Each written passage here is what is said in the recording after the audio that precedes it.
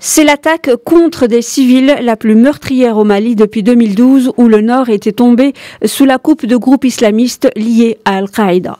Ces groupes ont été en grande partie chassés de cette région par une intervention militaire internationale lancée en janvier 2013 à l'initiative de la France.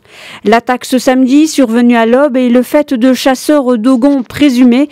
Elle a eu lieu en pleine visite d'une délégation du Conseil de sécurité de l'ONU dans un Sahel en proie à la menace terroriste. Dans un communiqué samedi soir, Antonio Guterres, secrétaire général de l'ONU, a indiqué qu'au moins 134 civils, y compris des femmes et des enfants, auraient été tués et au moins 55 blessés à la suite de l'attaque. Nous prions pour les nombreuses victimes des dernières attaques inhumaines au Nigeria et au Mali, que le Seigneur accueille ces victimes, guérisse les blessés, réconforte les membres des familles et convertisse les cœurs cruels.